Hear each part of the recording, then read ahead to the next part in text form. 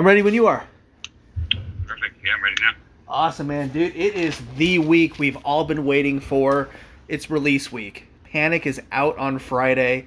It's finally time. I've had a chance to listen to the music, which makes it so much fun to see the fans talking about how excited they are, how much they can't wait to hear it, because I've heard it, and this album is everything that these fans could want and more. How excited are you guys this week? We're super excited. I mean, Panic just went number one on the Big Guns countdown Yeah. for Octane, so that's huge for us. It looks like it's about to break in. Excuse me. It looks like it's about to break in top 10 on FM. Nice. That keeps climbing as well, so that's like a great start just before it even releases. Yeah. And then there's a couple gems definitely on the album that we haven't even really released any type of teasers for yet. So it's just like we're excited to see what the fans really think about it. Yeah. They kind of got like a mixture between Panic, Scars, and then What I Get. They're all very different songs. Yeah. So it's cool to see, what they're going to be thinking when everything else gets released as well. Some of our favorites that haven't been released yet. Death of Me is my favorite one that I've really listened to a couple times. That song, good God, you guys let it go on that one, man. I feel like that's not even like a dark horse. That's going to be like a quick one that fans are going to flock to. But man, there are so many songs on this record. I mean, we played that one a couple times on live, and it's always done really well. Oh, nice. So you guys have played that live a couple times. Yeah, people have kind of figured out the name of it, so they go on YouTube and they try to find it, but they can't find it. I haven't really seen any good audios of it yet. Yeah, speaking of live, man, when all of this hit, you guys were out on the road with one of my other favorite bands, Skillet, and I live in Indy, but I was so close to driving out to Baltimore to go to that show. Oh, really? Which would have ended up being one of probably my last show of before COVID hit. But the Skillet and Ledger played a couple kind of like return shows in July to finish things up. You guys didn't play those shows, did you? No, we didn't get to play them. Okay.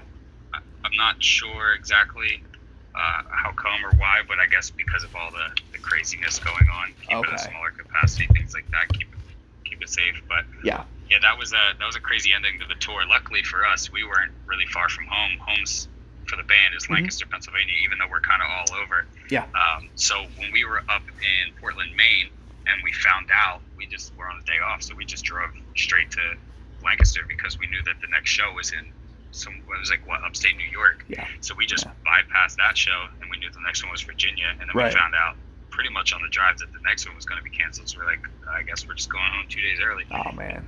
Way more fortunate than being all the way out in California and then finding out that type of news. Yeah. So we lucked out, but it was a huge bummer that the tour ended early at the same time. I mean, we never want to end the tour early. Right. So. Well, yeah, nobody does. I mean, I was kind of bummed out that the tour didn't hit here in Indy because I love all of the bands on that bill, but yeah, that was a fun one. I had a chance to see you guys here in Indy in July of last year when you guys were here, which was a great show. And I talked to Danny before that show. We did an interview, and we were kind of talking about what the record that would end up becoming Panic. And he was talking about how he was excited about this record because he didn't really write much of the lyrics on the future. So the Panic was going to be his first chance to really let his lyrical writing really go. Is that kind of how it was for you? Because you came in on the future, but was that record written as well? Is Panic really the first record you've had a chance to really write with the guys? No, the last record I definitely had a big part in as well. Matt and I actually started the last record because Lance is out in Ohio. Matt and I are the closest. So the future record, him and I got together a whole bunch, probably 2.5 weeks before Lance even came out, even maybe a little bit longer. So we already started really writing it. I'm like really into the productions and different things like that, and that's really good with words and lyrics and different things, as well as Danny. And Lance is really good with song structure and just different things.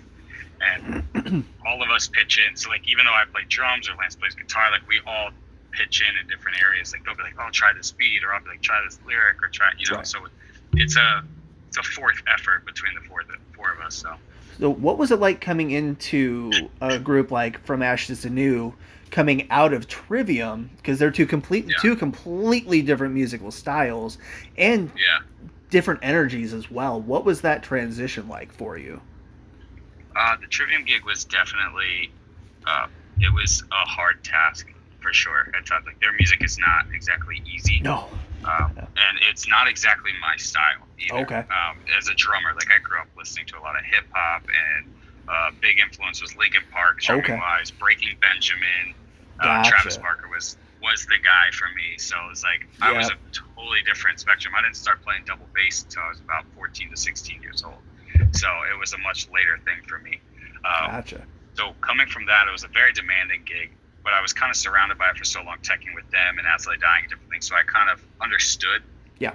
But coming into this from there was definitely a little bit better, I feel like, stylistically of a fit for me, because I got to play production style beats and different things. I got to add in the Roland SPDSX pad. I could put all the samples on it. So what I do is I switch live when I'm not playing the actual kit. I go to the SPDSX pad so I can play all the production beats. So I'm playing the production pieces. So it's cool. And, hat off to those dudes. The Trivium dudes, they don't play with a click. They don't play with tracks. They don't play to any of that stuff. They're the most real, authentic band that is probably out right now. Like, we use a click. We have production tracks and different things. Like, we have little elements. So we have that stuff that runs with us. But those dudes are, they're authentic. So it's a totally different world and totally different mindset, because they're a very fast-paced metal band. This is more about the hip-hop and the feel and like the energy of it as well. It's just a totally different spectrum. But I would say that this is definitely way more home for me. This is something I've always wanted to be a part of. I grew up, like I said, listening to bands that we idolize as well in this one. So it's an easy fit for me.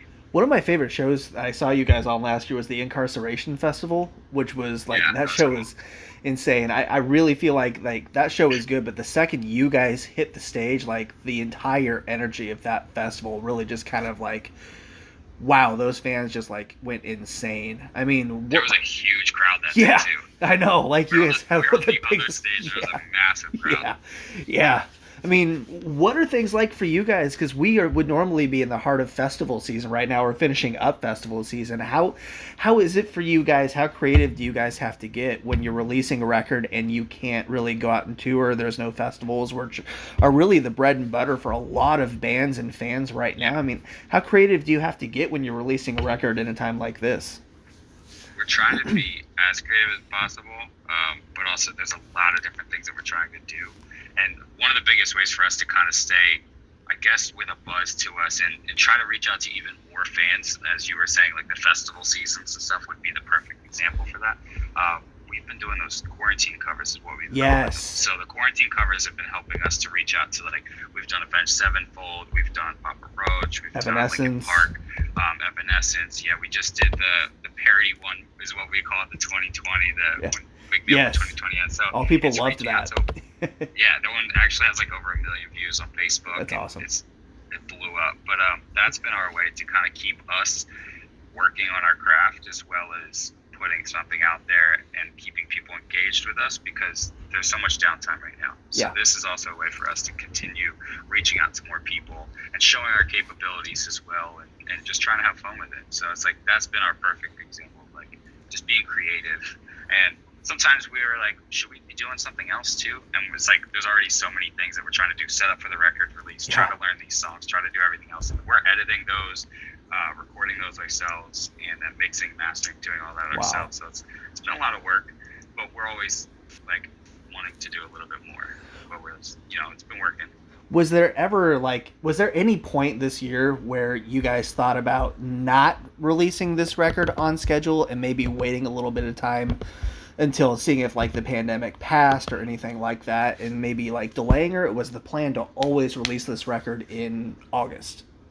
I feel like the plan was always that way the entire time. I think that it may have been talked about briefly, and all of us were like, let's just keep going with it. Gotcha. There may have been like the quick, from the entire team, like, what should we do about this? But everybody came to a quick decision.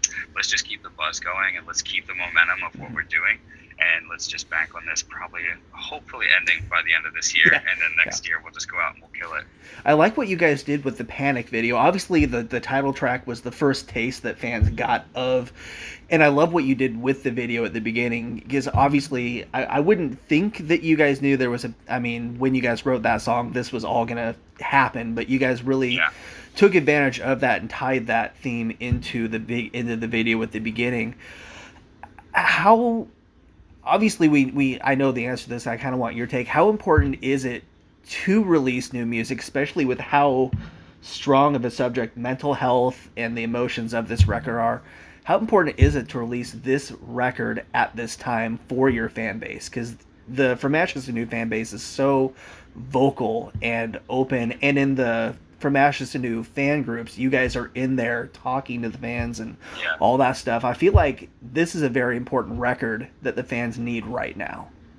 Yeah, I feel the same. Like, we all feel the same. We felt like as well going into this record that we needed to, kind of go about lyrically and emotionally maybe a little bit different. And a lot of the other records that we've done or the band has done have always been kind of more empowering, talking about you can overcome these obstacles and you can overcome these things. And I think the fan base has really resonated with that. But at the same time, we needed something that's going to completely relate to our fans and to the people and to ourselves. And we go through these exact same things that we're talking about on this record. I've listened through to this record and I've teared up on certain songs before, just after listening to it, just because of how personal and real it is. And we all feel the same way with it. And I think that the fans are going to realize how near and dear it is. And I think, honestly, right now, with everything that's going on, it's crazy that we decided to do a record back, last year and recorded it in November and December, and it relates so perfectly to everything that's going on. But we wanted it to kind of be an open-ended book, so you can take all the lyrics how you need to, but they help us, but also they can help you, can help whoever, and you can kind of morph them to whatever need that you need them for. But I think it's really important for this record right now to come out with everything that's going on. Panic being perfect title for the perfect situation. We had no idea. Like I said, we did that. That was actually the last song we recorded for the record. Oh, wow. And it was the last one we did with Eric Ron, and that was, I think, in December. And that was just, we just went into it, and it happened within like a day and a half or something like that. Like, Danny had an idea, Danny had the structure for it, and after writing every single song and kind of going through the course of how we wanted this record to be, Panic kind of came, and it felt so natural. But ironically, then all of this pandemic stuff happens, and we want things to be as relatable as possible. So with our music videos, if they have strong lyrics and things that we can relate them to, let's give you imagery that's also going to relate. But again, open-ended, so you can use it somewhere else in your life too. But you have visuals and stuff. So, relating it to the pandemic, it's like there is this crazy time going on. We are stuck in a panic and everything else, but also emotionally, you can be stuck in a panic somewhere else. So it can be used in so many ways. I think it's important. It's coming out soon. Whose idea was it to switch places in the Panic video? Because there is a spot in the video where you and Lance switch roles with Danny and Matt, and a lot of people don't notice at first. I didn't notice it at first, and then somebody pointed out, and it's so cool. Like, where did that come from? Yeah. I believe that was mine. I remember doing something weird, and somebody else said something, and I was just like, we were doing a fill, and I was like, it would be really funny if we just put like us just quick, like a flash of us just in a different place and see, because we're always trying to do Easter eggs. I think it was like Matt or somebody else that gave the idea earlier on of like Easter eggs and things. Right. And when we were doing that, because I was the first one to record my parts during the music video, so I sat there for like take after take after take, because I had to do multiple takes with the mask, without the mask, play up to the bridge, play past the bridge. So I kept doing that fill over and over again, and I was like, it'd be kind of cool if we did something here. And then we ended up doing that. We decided, let's just switch real quick. Nice. And Matt does actually play guitar, as you've seen some of the quarantine covers, so that kind of made sense. And Danny actually does play drums, so that's what also kind of gave the idea. And we just went with it. It's just something kind of fun. What building was that? Was that like a legitimate, like, abandoned, like, building or store, or was that something you guys set up? It was in Rochester, close to where the director lives. And it was in a shopping center, so it wasn't like an abandoned building by itself. But what happened was, I forget the name of the company. It's like Frontiers, not Frontier, but like something with an F. The other guys, I think, remember. At least Danny would, because he's up from that area. But basically, it was at one shopping center spot, and it just moved. So it's like one of those L's type shopping centers.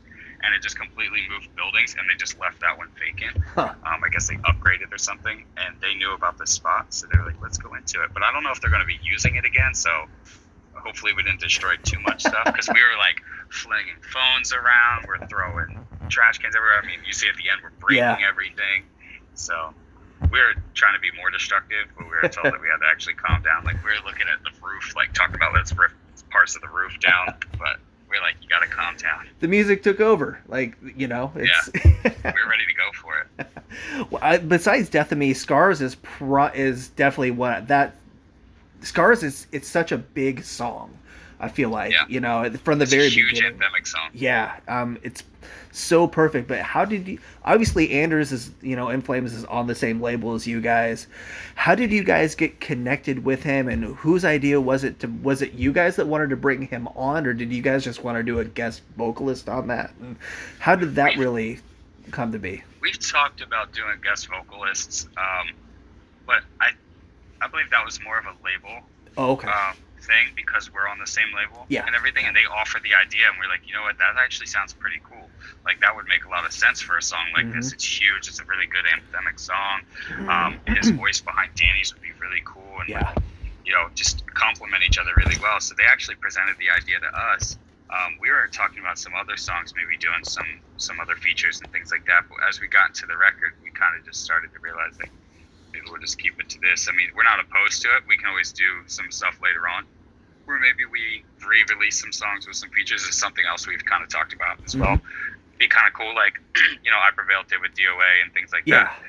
So we're talking about, you know, we could do things later on, but that was a label decision, and they brought it to us, and we're like, hell yeah, let's go with it, because that sounds sweet. So they set it up for us and helped us out to get that connection made and get it all to happen, and it worked out perfectly. Nice.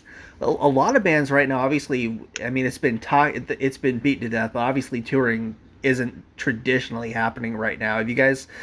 A lot of bands are starting to do like the live stream. I know Slaves did their album release show live streaming, and a lot of bands are starting to do that, where they're selling tickets for the live stream shows. Is that something you guys have talked about doing for like a release or something like that down the road?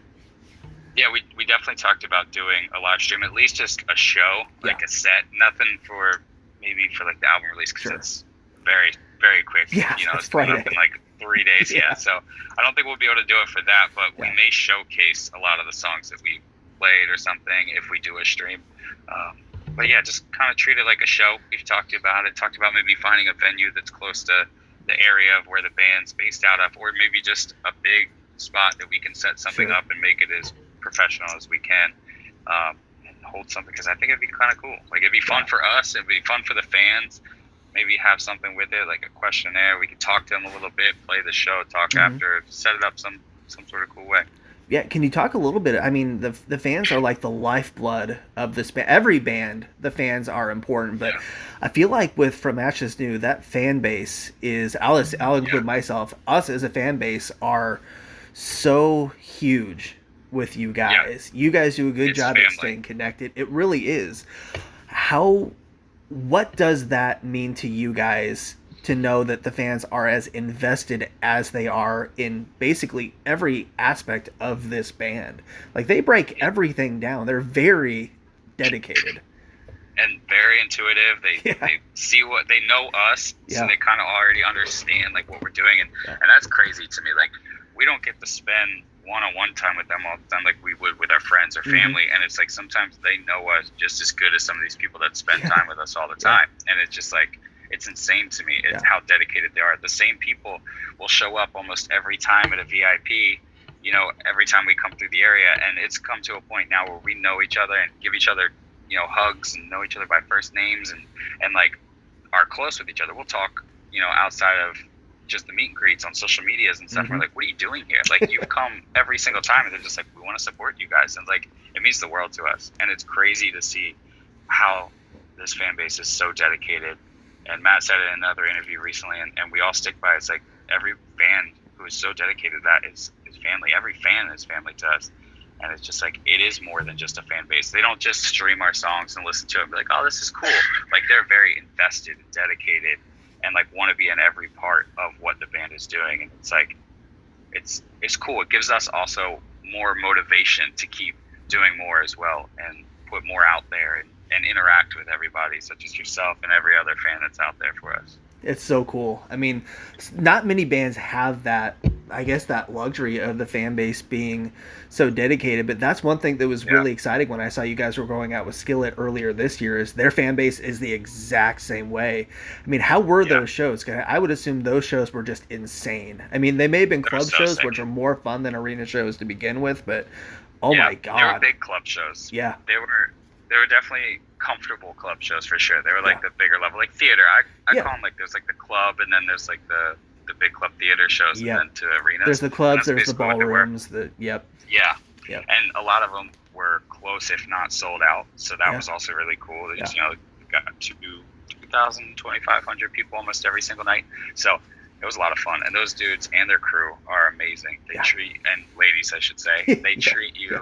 They treat you so well. They're so respectful. They helped us out so much, and we were so grateful to be on that tour because that was such a fun tour, and it kind of showcased us a little bit too because it was us, them, and Ledger. Yeah. And it was just, we couldn't ask for a better tour to I guess end 2020's touring time. It's weird, and it feels so long ago too. It's been 5 months, but it really, like looking back, I'm like, I was at a show like 6 months ago, and it feels like it was a year and 6 months. Like it's so weird to think that concerts were like, it feels so long ago, but not that far in our rear view. It's the weirdest thing. Like It's insane. yeah, it's like I've been like trying to keep myself occupied with different things, trying to stay motivated with like just going to the gym all the time and keeping up on it. But it's just like you said, like I can't believe it's already been that quick, but it also doesn't feel like it's been that long ago. Yeah. But it's just like it's almost been half a year yeah. that we've been dealing with this. I'm just like, can we get back to it already? Yeah. But So are we looking at what 2021 might look like show-wise yet? Or are we still kind of like, obviously you guys have stuff booked for 2021, but are we kind of waiting to see what happens before you guys announce stuff? Or kind of just like, are you just ready to go? everything's up in the air. I mean, as soon as we get told by our team that we're able to do something, or if there is a good tour to go on, or if we do something ourselves, whatever the stipulation may be, we're ready to go. We'll all get together, practice some of these songs and pack it up and get ready to leave. But as of right now, we have no real understanding of what's going to happen. So it seems like 2021 is going to be the time frame. We were hoping that maybe there could have been something later this year in like the late fall to winter time. But there's no promises. There was just like, maybe we could do something. So who knows if it's going to happen. I'm not trying to say it's going to happen to myself and rely on it. I'm just like, if it happens, I'll be stoked. But I'm kind of in the back of my mind, I'm looking at 2021. Yeah. But you also don't want to say something to fans be like, oh, they're going out next year. We're going to get shows. And then it doesn't happen. They're like, but you said we were going to get shows. And then it's like, well, you should know. We may not, you know what I mean? So it's... we're so up in the air. There was talks, earlier on, like us doing the stuff in July with them. It was talks, back with Skillet that we were going to do those. And then that never got to happen either. And all that stuff. So it's very chaotic to be in this industry at the moment and try to figure out what is happening with your life. Yeah, and when things are back out on the road, what that might even look like, because it's not going to be like it was before. There will be changes, and like one of those. But I feel like if it means getting shows back, fans will do whatever they need to do. Like it's small price to pay. For sure. As musicians, we'll do the same thing if people have to wear a mask. I mean, obviously, I don't know if all members could wear masks, but if the fans have to wear a mask or something, and there's less people that can attend the shows, it's like, okay, it might suck to not have as many people there and promote your stuff to as many people in smaller shows, which would probably also mean smaller pays and different things. But I think we'll all try to make things work and figure it out. Yeah, some people at a show is better than no shows at all, I feel like, and it's going to be awesome. And the record is out Friday. Finally, we have more From Ashes to New Music, what everybody's been waiting for. And I can't stress it to the fans enough. It is worth the wait. It is everything they wanted it to be and more. There's not a bad song. And it's so different. You guys went down a couple different musical avenues as well. It's so much fun to listen to. I absolutely love it. Yeah. Dude, thank you so much for taking time today. This has been amazing. Love the record. Can't say it enough. And we will see you on the road sometime soon, hopefully. Absolutely. We're planning on it. Yes, sir. Awesome, man. Thank you so much. Absolutely. Thank you. Yeah, man. We'll see you later. All right, man. Thank you. That's it.